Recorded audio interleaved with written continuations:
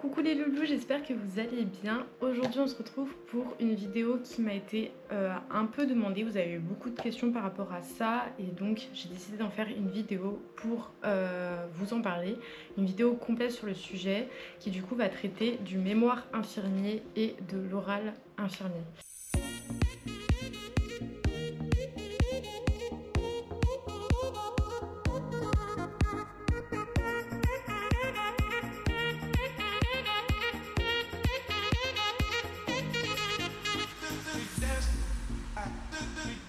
Je pense que cette vidéo va être un petit peu, je vais en tout cas essayer de la faire un peu universelle parce que chaque IFSI est différent, a ses propres méthodes pour le mémoire. Je sais qu'il y a des IFSI qui font des mémoires en groupe et des IFSI qui font des mémoires individuelles et chacun a sa méthode. Donc je vais parler de mon... Enfin, je ne sais pas si je peux parler de mon sujet, mais en tout cas je vais essayer au mieux de vous guider. En tout cas je vais survoler le sujet avec des exemples. Je vais essayer de vous donner des exemples pour que ça soit un peu plus illustré, que ça vous parle un petit peu plus. Mais je vais pas rentrer dans les détails de mon mémoire parce que ça reste un mémoire que j'ai fait et que ça intéresse pas forcément tout le monde et c'est pas le sujet actuel. Donc voilà, le but vraiment de cette vidéo c'est d'essayer de vous guider à comment faire un mémoire infirmier et comment va être l'oral. C'est possible que je regarde aussi mon téléphone parce que j'ai pris beaucoup de notes et notamment pour l'oral avec tout ce que moi on m'avait demandé pour mon oral. Donc je sais pas si toutes les IFSI sont pareilles. En tout cas moi mon oral s'est passé d'une certaine manière et je vous parlerai peut-être un petit peu de mon expérience. Je crois que j'en avais déjà parlé dans une vidéo. En tout cas j'ai fait 2 vidéos sur la formation en soins infirmiers et sur mon ressenti après les 3 ans à l'IFSI. Donc je vous les mettrai en description de la vidéo et sûrement dans le petit quelque part par là. Du coup le mémoire, vous voyez il est un peu épais. Moi c'est parce qu'on m'a demandé d'imprimer la feuille que recto et du coup j'ai énormément de choses, mais en fait c'est pas forcément le corps du texte. Je vous avoue qu'à partir de là, vous voyez, ça c'est les annexes. Parce qu'on va vous demander de retranscrire beaucoup de choses en annexe, de citer vos sources, etc. Et donc ça prend beaucoup de place. Mais ne vous inquiétez pas, c'est certes un petit peu long, mais c'est absolument faisable. Si on vous demande de le faire, c'est que c'est faisable. Et dans ma promo, tout le monde y est arrivé sans problème.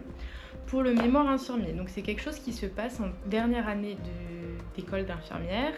On vous en parle généralement fin de 2e année, début de première année, de commencer à réfléchir à un sujet.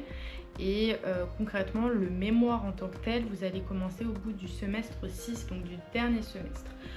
Au semestre 5, vous avez un petit mémoire. En gros, vous avez une amorce du sujet que vous allez traiter qui sera aussi évaluée pour le mémoire. Je crois que ça compte au semestre 5, mais c'est une amorce en fait. Vous avez parlé de votre sujet et après vous avez du coup le mémoire en tant que tel à construire. Donc en fait, quand vous arrivez au semestre 6, vous avez déjà un petit peu traité le sujet, mais c'est juste que quand vous arrivez au semestre 6, il va falloir approfondir le sujet. Le mémoire, il se fait pas tout seul. Vous avez ce qu'on appelle un guidant. En tout cas, dans mon IFSI, c'était comme ça que ça fonctionnait. Un guidant qui est là pour vous aider, vous épauler dans la rédaction de ce mémoire.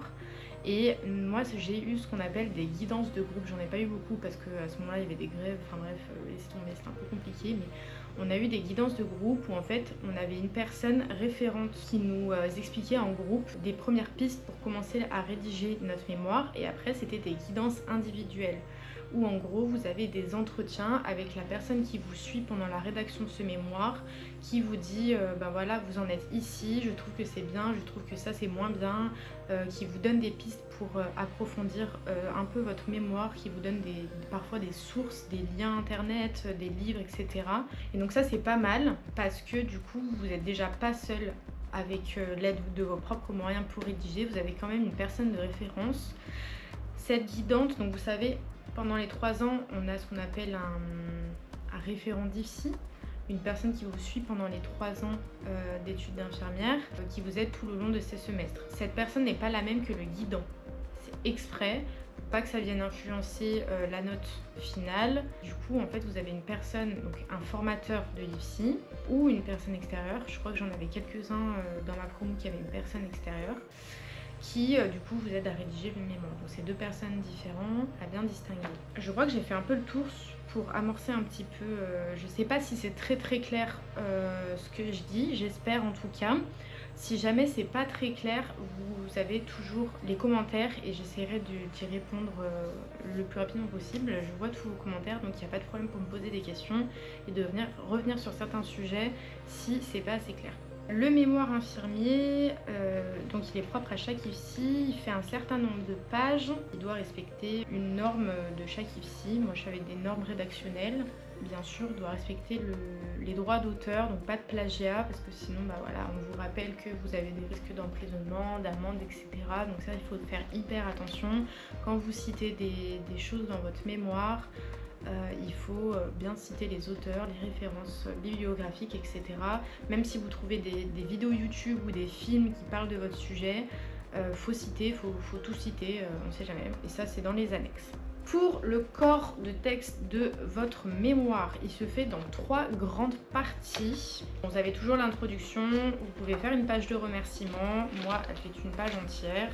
Je ne vais pas non plus m'étaler sur le sujet, même si j'aurais aimé. Vous avez un très grand sommaire. Voilà, moi ça fait 2 pages. Et vous avez une introduction. Moi, elle n'est pas hyper longue. Et après, vous avez la première grande partie. Pour trouver son sujet, parce que j'ai eu beaucoup de questions par rapport à ça, comment on fait pour trouver un sujet, comment tu as fait pour trouver ton sujet. Moi, mon sujet, je l'ai trouvé un petit peu à la dernière minute.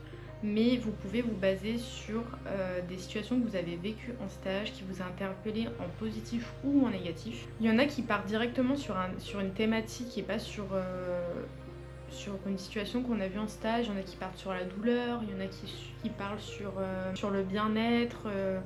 J'ai eu beaucoup de personnes dans ma promo cette année qui ont fait sur le bien-être des infirmiers, donc c'est assez large, mais du coup après en fait on va approfondir. Le but étant que vous trouvez du coup une thématique, donc de quoi vous voulez parler, un type de public, si c'est des enfants, des adultes, et un service, si c'est en pédiatrie, si c'est en cancérologie, si c'est en EHPAD. Et donc tout ça, ça va former au bout d'un moment une question de départ. Dans la première partie, vous avez d'abord ce qu'on appelle la situation d'appel, où vous devez décrire une situation que vous avez vécue par exemple, ou pourquoi vous traitez de ce sujet. Moi, mon sujet c'était sur les émotions des soignants. J'ai oublié mon sujet instantané. Moi, j'ai traité sur les émotions des soignants en service de cancérologie. Et du coup, alors j'ai pas du tout fait de stage, par exemple en cancérologie, mais j'ai vécu quelque chose d'assez, pas traumatisant, mais d'assez émouvant dans un de mes stages. Du coup, je me suis un peu posé la question sur, bah voilà, dans les services où c'est un petit peu plus lourd, comment ça se serait passé. Et donc j'ai voulu traiter de ce sujet et dans ma situation d'appel, donc dans ma première partie de mémoire, en fait j'explique la situation que j'ai vécue en stage et du coup pourquoi ce sujet m'a interpellée. À la fin de la description du coup de votre situation d'appel, vous allez extraire des mots. Par exemple, moi, les mots-clés, voilà, les soignants, les émotions des soignants, l'accompagnement, le patient, la relation de soins. Et avec ces mots-clés, vous allez en faire une question d'appel, une question de départ. Et moi, pour le coup, ça a été comment les infirmières gèrent-ils leurs émotions face au décès d'un patient en service de cancérologie. Dans cette grande partie, vous avez aussi expliqué votre intérêt pour le sujet, pourquoi il vous parle, pourquoi vous l'avez choisi. Donc ça, c'est la première grande partie où, pour résumer, vous parlez d'une situation que vous avez vécue, de pourquoi ce sujet vous parle, pourquoi vous l'avez choisi. Vous relevez les mots les plus importants de votre thématique et vous en faites une question de départ. Ça, c'est la première partie de votre mémoire. Et après, vous avez la deuxième partie. La deuxième partie, c'est une partie qui est assez conséquente parce qu'elle va être basée sur énormément de recherches, énormément de lectures. Vous pouvez trouver des films, des vidéos. C'est vraiment beaucoup de recherches, des heures et des heures de recherche. Normalement, vous avez votre IPSI qui vous aide qui vous donne des sites internet pour aller faire vos recherches. Et ça peut être des recherches en français, en anglais, en toutes les langues que vous parlez. c'est possible tant que vous mettez vos sous, c'est complètement faisable. Je vous mettrai peut-être en biodescription des sites, si je les ai pas effacés, qui m'ont permis de trouver des choses sur mon sujet. Votre deuxième grande partie, ça va être basé sur des recherches, mais dans cette deuxième grande partie, vous avez deux parties distinctes. Une qui est essentiellement basée sur votre recherche et une autre sur, on va dire, ce qu'on appelle le cadre contextuel. Vous contextualisez votre recherche. Par exemple, moi j'ai parlé de la cancérologie. Et ben dans cette première partie de deuxième partie, je vais parler de ce que c'est le service de cancérologie. Je vais faire peut-être une partie, si c'est vraiment intéressant, sur l'histoire de la cancéro. J'ai fait une partie sur, par exemple, sur l'épidémiologie. J'ai donné des chiffres sur les plus grands cancers, qu'est-ce qui touche la majorité de la population française. Ensuite, j'ai aussi parlé des soignants en service de cancérologie. Qu'est-ce qu'ils font, c'est quoi leur mission, les différents traitements, et j'ai eu une partie sur la législation. Donc ça, c'est quelque chose, vous avez beaucoup de cours tout le long des 3 ans, et tous ces cours-là vous aident aussi, vous pouvez les reprendre et en parler dans votre TFE. Et dans la deuxième partie de votre deuxième grande partie, vous avez du coup toutes vos recherches comme je vous le disais. Vous allez reprendre les différents mots-clés et vous faites des recherches dessus. Parler de la mort et le cancer, les représentations qu'on a à la société, qu'est-ce que c'est la mort, qu'est-ce que c'est le cancer. J'évite de trop me répéter parce que sinon c'est trop répétitif et c'est long, c'est chiant. J'ai parlé des soignants face à la mort, des émotions qu'ils pouvaient ressentir. J'ai parlé des mécanismes de défense. Pleurer, c'est un mécanisme de défense. Il y en a qui passent directement à autre chose, qui sont dans le déni, ça aussi c'en est un. Et du coup, j'en ai parlé à ce moment-là. Et en fait, c'est une très très grande partie. Alors moi, pour vous montrer un petit peu, et parce que j'ai traité de beaucoup de choses, parce que c'est un sujet qui m'inspirait. Donc voilà, j'ai parlé de beaucoup de choses. Ça fait tout ça à peu près. Je peux vous lire une petite partie si ça peut vous inspirer pour comprendre de quoi je parle. Voilà, par exemple, alors il n'est pas très gai mon sujet, hein, je l'entends, mais du coup, par rapport au sujet des représentations sur la mort et le cancer, j'ai commencé par écrire « La mort se définit dans le milieu médical par la cessation totale et définitive des fonctions organiques et tissulaires animant l'organisme ». Donc en fait, ça c'est juste, je commence par écrire quelque chose avec mes propres mots et après je cite entre guillemets quelque chose que j'ai trouvé sur un site et je mets entre parenthèses du coup là où le site où j'ai trouvé l'information. Je vais pas tout vous lire non plus parce que le but c'est pas que quelqu'un reprenne tout mon sujet et en fasse et l'utilise dans son mémoire, parce que ça aussi c'est du plagiat.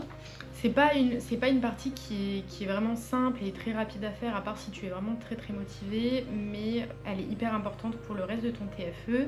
Et je sais pas si dans tous les IFSI il y a ça, mais moi dans mon IFSI en tout cas il y avait ce qu'on appelle un CRD, donc c'est une sorte de grande bibliothèque où on peut emprunter des livres, et du coup moi c'est ce que j'ai fait, ça m'a beaucoup aidé. Et vous avez aussi vos collègues de promo qui peuvent pas mal vous aider. Si admettons vous trouvez quelqu'un qui traite à peu près le même sujet, vous allez voir et vous lui demandez voilà, s'il a des livres en particulier qu'il a bien aimé, s'il peut les reprendre, etc., etc.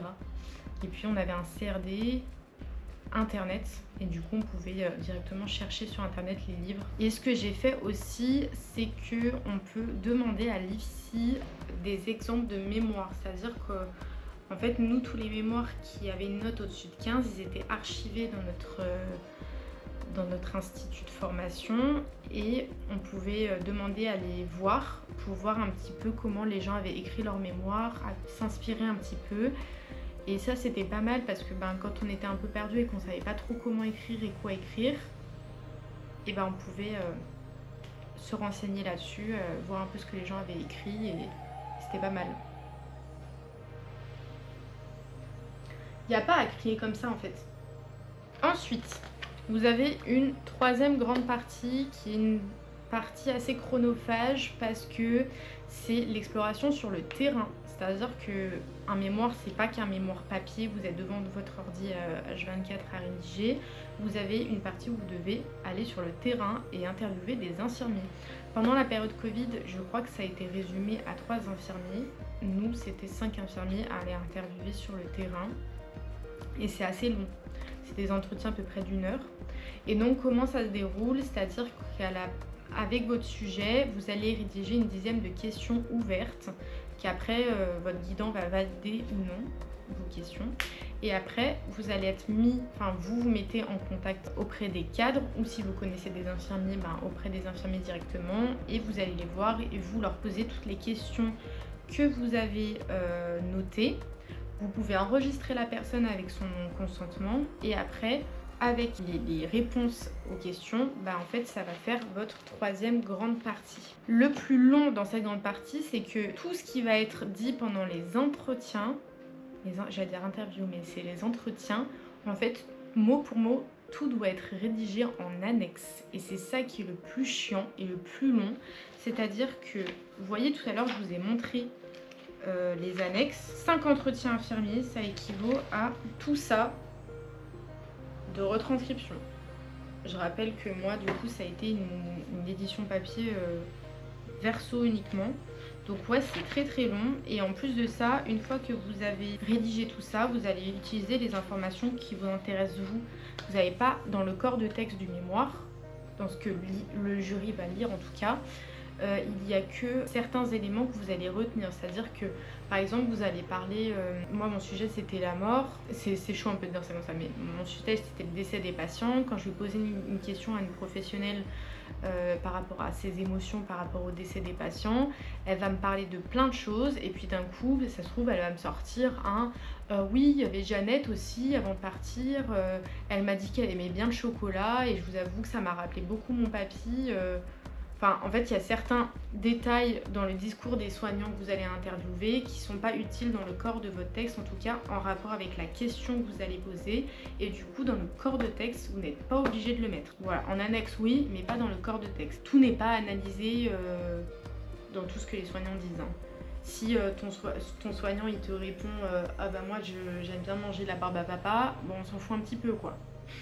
Dans la première partie de la troisième grande partie, vous avez une explication de votre enquête, c'est-à-dire que vous allez expliquer dedans qui vous allez interviewer, si vous allez interviewer une certaine tranche d'âge et pourquoi, si vous allez interviewer des soignants avec une expérience professionnelle et pourquoi.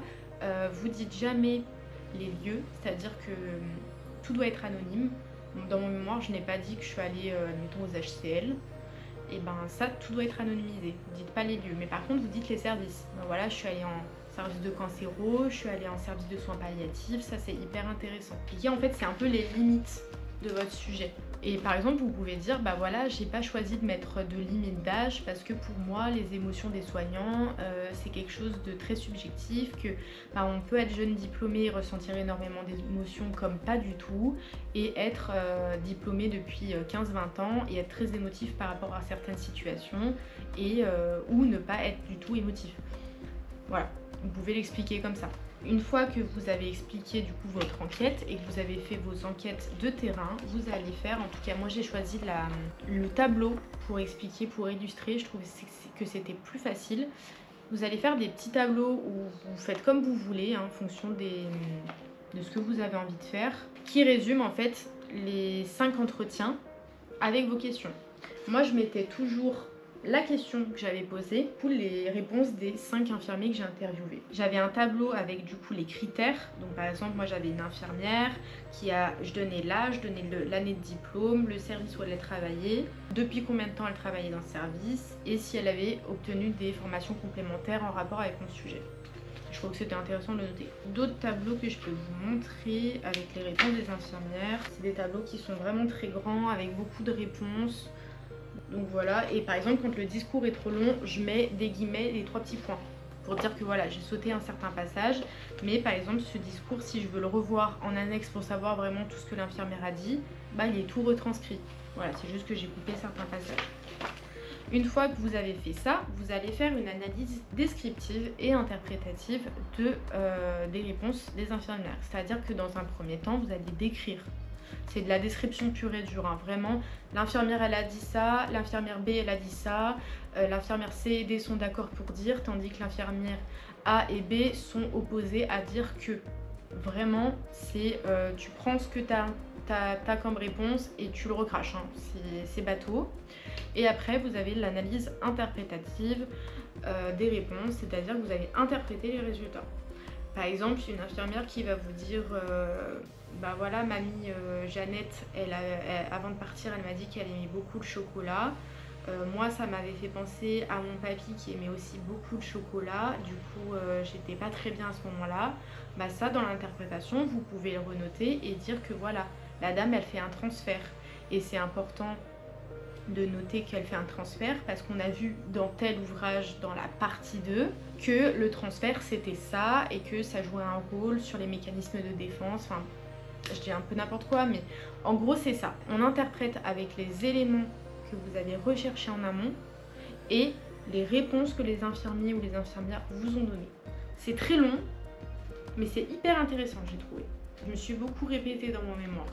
Donc si tu te répètes, c'est pas grave.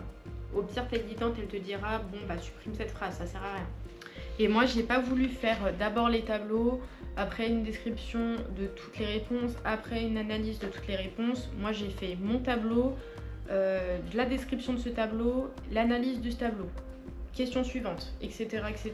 J'ai fait directement en fait la description et l'analyse en dessous de chaque tableau parce que sinon ça allait me prendre une place phénoménale et j'allais me perdre dans tout ce que je faisais. Donc en termes de pratique, j'ai préféré faire comme ça. Du coup, ça fait que vous avez le tableau, vous avez la description et l'interprétation, tout simplement. En termes de temps, je crois que j'ai mis un mois et demi à tout faire. Si t'es bien motivé, je pense qu'en une semaine, t'as calé tous tes entretiens infirmiers. Tu fais ça pendant les vacances, c'est nickel. L'écriture, en tout cas du mémoire, il va falloir bien être assidu parce que si tu travailles un petit peu tous les jours, c'est pas mal et ça te décharge un petit peu que tout faire à la dernière minute. Bon courage quoi. Ensuite, vous avez une quatrième grande partie. Promis, c'est pas très long après, hein. J'ai bientôt fini. Hein. Qui va parler du coup des résultats d'exploration confrontés à la question de départ, c'est-à-dire que vous allez reprendre votre question de départ et essayer d'y répondre avec les recherches, avec les réponses des infirmières pour sortir les éléments les plus importants de votre recherche sur le terrain. Par exemple, les infirmières ont parlé beaucoup de tristesse, ont parlé de beaucoup de déni, ça on l'a vu aussi dans les livres, du coup c'est important de le noter, répéter, mais d'une autre façon en fait. Donc ça m'a pris une page, pas plus, pas moins. Ah oui, je l'ai pas précisé ça. J'ai le droit à 35 pages maximum, ou 40. C'est pas énorme, hein. Recto. Et j'ai le droit que à ce nombre de pages. Enfin, il y a certaines parties, en tout cas, je suis allée droit au but. J'ai pas contourné avec des grandes phrases. Des fois, une phrase simple suffit. Et après, vous avez une toute dernière petite partie qui est ce qu'on appelle la question d'ouverture. C'est-à-dire que pendant votre recherche, il y a peut-être un sujet qui va ressortir plus que l'autre et vous allez peut-être vous poser une question par rapport à ce sujet. Moi, je vous avoue que j'ai parlé du transfert et contre-transfert qui pouvait peut-être jouer dans la prise en charge des patients en fin de vie. Parce que c'est ce qu'on m'a beaucoup parlé pendant mes entretiens infirmiers et ce que moi aussi j'ai ressenti quand j'ai vécu ma situation. Donc c'était déjà un sujet que j'avais dans la tête et du coup je me suis dit bah ça peut faire une question d'appel.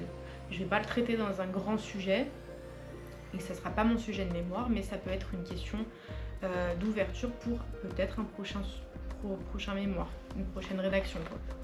Donc, voilà, et c'est vraiment une toute petite partie, j'ai dû faire 6 lignes au max. Hein. Et après, vous avez ma conclusion où j'explique dedans le sujet, pourquoi, je rappelle le sujet, pourquoi il m'a intéressée.